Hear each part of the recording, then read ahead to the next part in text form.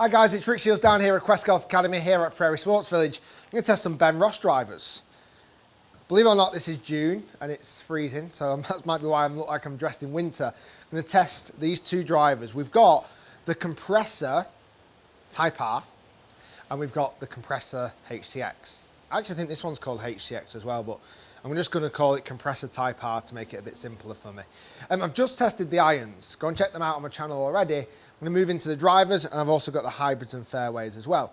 If you're not aware of Benross at all, they are a UK company. They make budget golf clubs, but they're trying to up the spec as much as they can. So make them affordable, basically. I've tested a couple of years of models now of the Benross, and always been relatively impressed. Always been pretty impressed with the productions that they've made. And from off, straight away looking at the golf clubs, they've taken the development and the production even further. They're using ideas as movable weights and changeable necks, a bit like every premium brand out there. They're trying to compete with that, but trying to do it at a lower price point. Where the Compressor HTX, this is fixed. I can't change the neck and I can't change the weight system. I'm actually going to hit the Type R first because I feel like this might be one that suits me slightly better. So in the Type R, this is a 10.5 head. I can go up to 12 degree and I can go down to 9 degree. So I've got kind of 2.5 degree of movable weight technology. I've just cranked this down to the middle of 9 and 10.5, so I'm at 9.75. There is a slidey weight across the back. We've seen this in TaylorMade drivers, we've seen this in Callaway drivers, we've seen this in a lot of drivers. The way that these Benross have diagonal it from toe to heel is almost a bit like how Titleist have done it with their driver this year with the weight cartridge. I'm going to have this in neutral. The more towards the heel you put it, it's in draw, and it's going to give you a little bit of a centre of gravity further back to make it more forgiving. As using most, on paper, most good players, or most guys who need more help want to draw it as well, basically. And as you go closer towards the toe, you put it into fade, and the centre of gravity goes a little bit closer to the head to make it low spin. That weight does come out as well.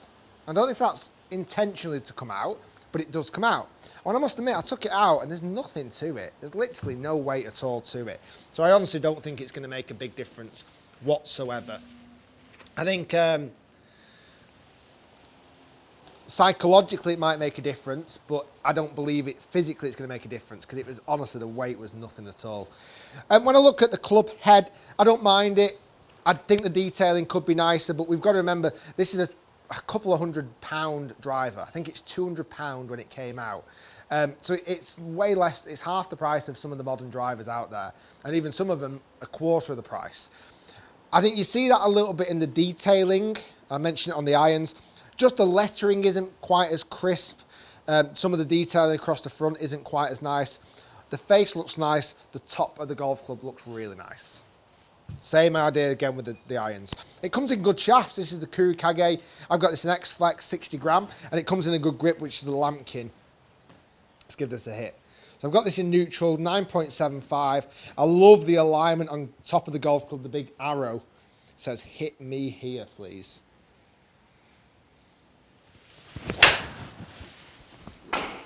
And that's exactly what I did. I hit it right there. That middled it. Little fadey one. That's good. That is good. That was a real crack. That was a real crack. I'm going to put it out there already on the first shot, and that is genuinely the first shot I've hit with it. That felt much nicer than what I remember of the previous models. That felt like a proper golf club. 2000 spin, 162 ball speed. Very nice. Launch angle was good at 10.2. Carry distance 283. Nice, I like that.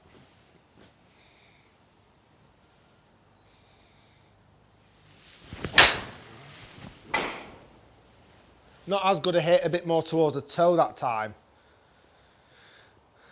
It's done all right on a bad hit. It's done well on a bad hit, actually, because I didn't catch that at all. That was much more towards the toe. Spin rate was down at 1800. Ball speed was still healthy at 158. Carry distance 277. Just caught the toe. I must admit, when I caught the toe there, it felt like a lot of twist. More twist than what I'm used to, if I'm honest.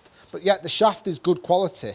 Maybe it's a little bit light being at 60 grams, but not too bad. That's probably what I normally use, actually. I just felt a bit of twisting action through the shot, really.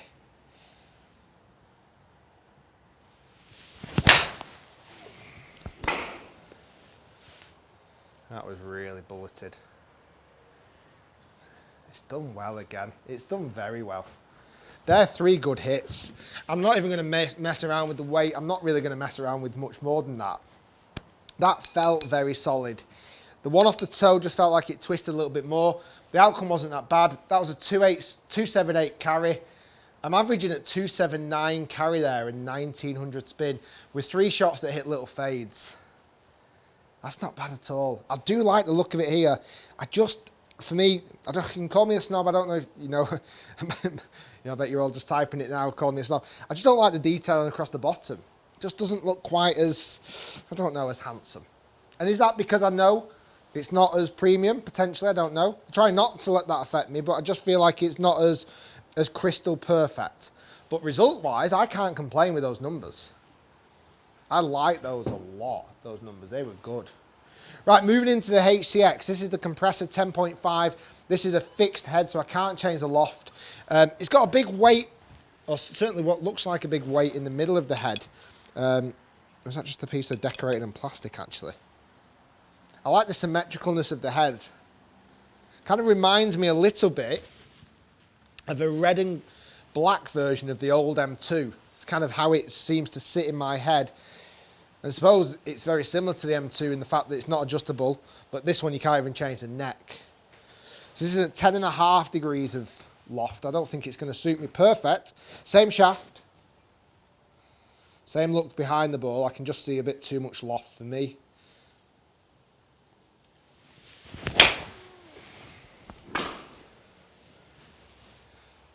It's gone up a little bit higher. I'd be surprised if it carried 2. It has done as well, you know. That's going to be higher spin. Yeah, 2,800. Carried at 274 on that particular shot. But a nice hit. Just saw a little bit more draw bias on that shot. Well, not too much. It was only 13 yards offline. Yeah, spin rate's just peaked up a little bit. Carry distance, therefore, was a tiny bit lower, and rollout was definitely lower. Like I say, this is probably not more designed for me. This is more designed for forgiveness. This is the forgiving model. And again, I think this is a £150 driver. It's like, you can't really massively go wrong with that, can you?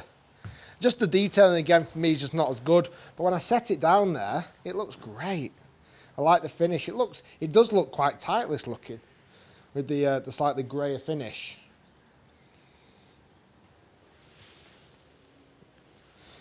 I mean, how many people have said 1 then? 1?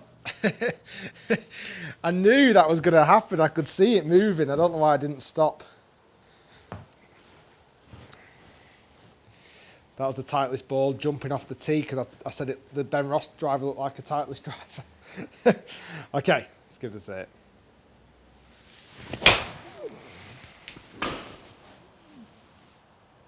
You can just see the towering flight compared to the 9.75 head. And therefore it's not quite getting the total distance. Spin rate up there at 2.6, but carry distance at 280 again. Ball speed 163. How can I can't really say much more negative to it, if I'm dead honest. The feel is good. I like the look of it behind. Not the biggest fan of the bottom, but numbers are just there. Numbers are good. Numbers are solid, actually. And for a fraction of the price, it's very good. It's very good. I'm always slightly impressed with them. I don't know why. Don't know why I always think they're not going to do as good, but I'm always just surprisingly impressed with how good they actually are.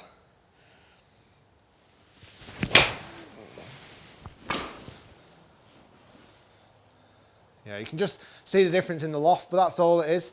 Have this in a 9-degree head, probably performs similar to the Type R. There's a couple of things that I like about these drivers. First off, what they've saved on. So why these aren't so expensive is what they've saved on is the detailing. What they've invested in is what matters. The grips, the shafts, the face, the top of the golf club looks great. The bit at the bottom, maybe not great. The head covers, not particularly great, but that's probably where you're making your saving. They don't sponsor tour players, so they don't have, they don't have 10 millions coming out of the bank every year. So their bankroll is much smaller, therefore they can make some product that kind of works. Drivers I like, drivers I like a lot because the irons for me, they didn't spin enough. So I'm seeing a noticeable difference in actual playability. Drivers, I don't see that much playability. I honestly don't see that weight doing anything. I took it out and moved it. It's so small, it's tiny. It's almost a bit like decoration weight, really. I might be wrong, but I might test it again in the future, mix that weight around. But for me, actually, neutral worked out perfect. It really did. Good product, very good product. I think these, again, suit the recreational golfer. They suit the golfer that isn't bothered about brand. They suit the golfer that plays less than 10 times a year, who just wants a driver that works, that's not a cheap sports store driver, because they're the worst. They are the worst. These are actual products that work. They seem to work on the numbers. I like the look of them. You wouldn't be too ashamed having these in your golf bag at all. Guys, thanks for watching. If you enjoyed the video, hit thumbs up. Comment below, what do you think of the Benross? Do you find yourself getting wrapped up in the golf snobbery side of it, i.e. brand identification of clubs? That's a big issue, I really do. Thanks for watching, guys. Hybrids and fairway woods coming next. We'll see you soon.